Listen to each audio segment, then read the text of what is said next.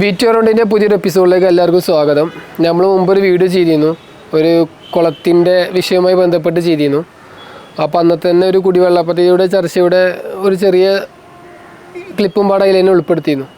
അപ്പോൾ അതിന് ശേഷം ഞാൻ തായക്കോട് ഗ്രാമപഞ്ചായത്തിൽ പോയിട്ട് ഒരു വിവരാവകാശം കൊടുത്തിരുന്നു. ഈ കുടിവെള്ളവുമായി ബന്ധപ്പെട്ടിട്ട് കഴിഞ്ഞ 20 വർഷത്തെ ഒരു ലിസ്റ്റ് തരണമെന്ന് പറഞ്ഞിട്ട്.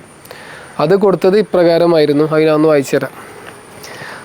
താങ്കൾ അപേക്ഷയിൽ സൂചിപ്പിച്ച 20 വർഷത്തെ കുടിവെള്ള പദ്ധതിയുടെ വിവരങ്ങളാണ് ആവശ്യപ്പെട്ടിരിക്കുന്നത്. പഞ്ചായത്തിൻ്റെ പദ്ധതി നിർവഹണ രേഖകൾ സുലേഖ സോഫ്റ്റ്വെയർ പരിശോധിച്ചപ്പോൾ ലഭ്യമായതിൽ പ്രകാരം തായക്കോട് ഗ്രാമപഞ്ചായത്ത് അസിസ്റ്റൻ്റ് എഞ്ചിനീയർ നിർവഹണം നടത്തിയിട്ടുള്ള 2012 മുതൽ 2025 വരെയുള്ള പ്രൊജക്റ്റുകളുടെ വിവരങ്ങൾ താഴെ കൊടുക്കുന്നു. അതാണിപ്പോൾ നമുക്ക് കിട്ടിയ വിവരങ്ങൾ. ഇതാണ് ഞാൻ കൊടുത്തിരുന്നത്, അപേക്ഷിച്ചിരുന്നത്. അതായത് കഴിഞ്ഞ 20 വർഷമായിട്ടുള്ള ഒരു ഡീറ്റെയിൽസ് കിട്ടണമെന്ന് പറഞ്ഞിട്ട്. അപ്പോൾ ഇതിൽ പ്രൊജക്റ്റ് നമ്പർ 1 170, പ്രൊജക്റ്റിൻ്റെ പേര് അമ്മിനിക്കാട് കുടിവെള്ള പദ്ധതി, വകയിരുത്തിയ വർഷം 2012-2013, വകയിരുത്തിയ തുക 1,80,000. അത് നടപ്പിലാക്കിയ വർഷം, ചിലവഴിച്ച വർഷം വരുന്നത് 2012-2013, 1,75,057 രൂപയാണ് വരുന്നത്. പിന്നെ രണ്ടാമത്തെ പ്രൊജക്റ്റ് കാണിക്കുന്നത് 202 പ്രൊജക്റ്റ് നമ്പർ, അത് വടക്കേക്കര കുടിവെള്ള പദ്ധതി 2013-2014. ഇതിന് മുമ്പത്തത് 2012-2013, അതിന് ശേഷമുള്ളത് 2013-2014 വർഷത്തിൽ വകയിരുത്തിയത്. അത് 2,36,900 രൂപയാണ് വകയിരുത്തിയത്. അതിൽ നിന്ന് 2,36,900 രൂപ ചിലവാക്കുകയും ചെയ്തിട്ടുണ്ട്.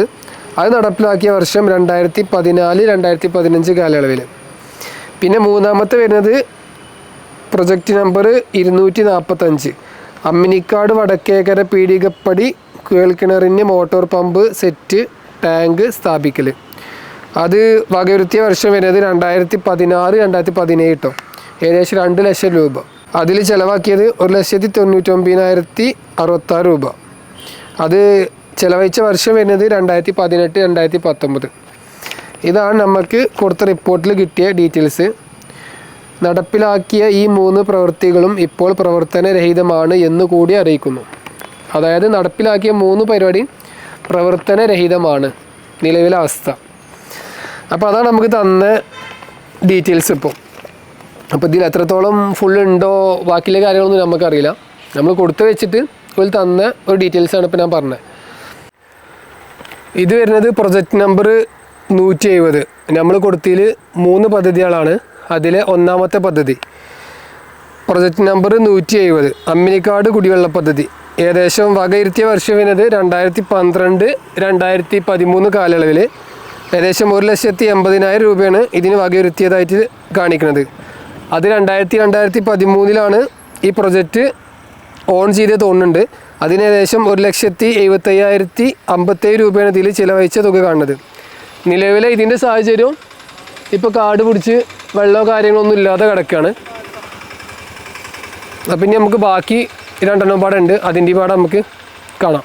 അപ്പോൾ ഇതാണ് കേട്ടോ രണ്ടാമത്തെ പ്രൊജക്റ്റ് വരുന്നത്, അതായത് വടക്കേക്കര കുടിവെള്ള പദ്ധതി. ഏകദേശം വകയിരുത്തിയ വർഷം വരുന്നത് 2013-14, 2,36,900 രൂപ കേട്ടോ. ഏകദേശം ഈ കിണറിൻ്റെ ബാക്കി കാര്യങ്ങൾക്കും വേണ്ടി ചിലവാക്കിയത്, അതായത് വകയിരുത്തിയ തുക.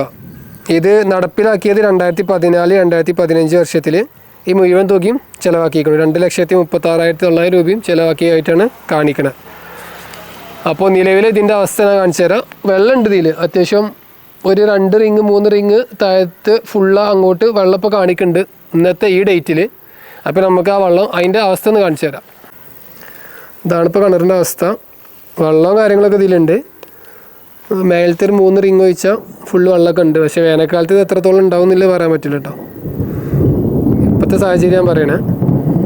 ഇതതിൻ്റെ ഒരു മെഷീൻ പേര പോലത്തെ ഒരു സംഭവം എന്തോ ആണ്.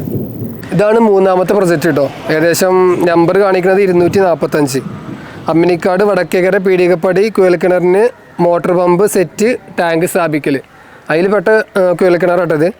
ഇത് വകയിരുത്തിയ വർഷം വരുന്നത് 2016-17 വർഷത്തിൽ. ഏകദേശം തുക വരുന്നത് 2 ലക്ഷം രൂപ. പക്ഷേ ഇത് ചിലവഴിച്ച വർഷം വരുന്നത് 2018-19 കേട്ടോ. ഏകദേശം ചിലവാക്കിയ തുക 1,99,000 66 രൂപയാണ് നമുക്കിതിൽ കാണാൻ കഴിഞ്ഞിട്ടോ.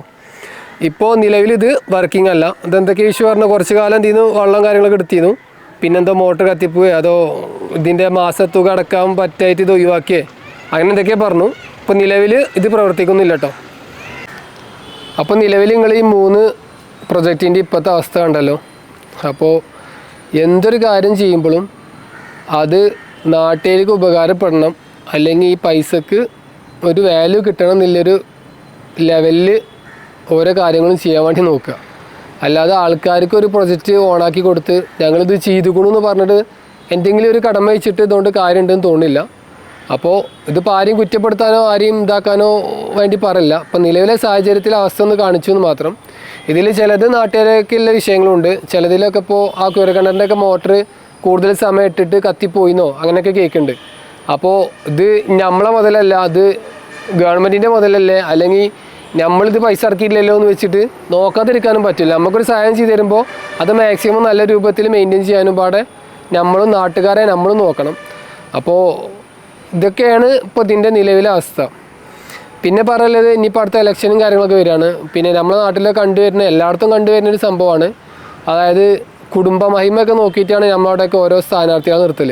അല്ലാതെ ആ വ്യക്തി എത്രത്തോളം ജനങ്ങൾക്ക് സേവനം ചെയ്യുമോ അല്ലെങ്കിൽ എത്രത്തോളം നാട്ടിൽ ഇടപഴകുന്നുണ്ട് എന്നുള്ളത് നോക്കിയിട്ടല്ല. മറ്റേ ഏറ്റവും കൂടുതൽ കുടുംബക്കാരുള്ളത് അല്ലെങ്കിൽ ആ കുടുംബത്തിൽപ്പെട്ട ഏതാളാണോ ഉള്ളത് ഓല വോട്ട് കൂടുതൽ കിട്ടുമ്പോൾ ജയിക്കും, അങ്ങനത്തെ ഓരോ കാഴ്ചപ്പാടൊക്കെ വെച്ചിട്ടാണ് നമ്മുടെ നാട്ടിൽ ഇലക്ഷൻ ഓരോരുത്തരും നിർത്തുന്ന കാളിൽ. അപ്പോൾ അതിലൊന്നും അത്ര പ്രാക്ടിക്കലായി തോന്നില്ല. കാരണം ജനങ്ങൾക്ക് സേവനം ചെയ്യാൻ താല്പര്യമില്ലോലെ അല്ലെങ്കിൽ അതിന് ഇൻട്രസ്റ്റ് ഇല്ലോലെ വേണം ഈ പരിപാടിക്ക് നിർത്താൻ. അങ്ങനത്തെ തോന്നുന്നത് ചിലപ്പോൾ ഈ കുത്തക കാരണം കിട്ടലുണ്ടാവില്ല. അപ്പോൾ അത് മാക്സിമം എല്ലാവരും ശ്രമിക്കുക. ഓരോരുത്തരെ ആരെങ്കിലും കുടുംബമായി നോക്കിയിട്ട് ഇപ്പോൾ ആ കുടുംബത്തിൽപ്പെട്ട ആൾക്കാരാണെങ്കിലും വോട്ട് ചെയ്യേണ്ട ഒരു ആവശ്യമില്ല. നമ്മൾ നാടിന് എന്തെങ്കിലും കിട്ടുന്നുണ്ടോ അങ്ങനത്തെ വോട്ട് ചെയ്യാൻ മാക്സിമം നോക്കുക. അങ്ങനത്തെ ആൾക്കാർ വരണമെന്ന് ഇപ്പം നമുക്ക് എന്താ പറയുക ഉറപ്പിച്ച് പറയുകയാണെങ്കിൽ നമ്മൾ നാട്ടുകാർ ഇടപെട്ട് നിർത്തണം.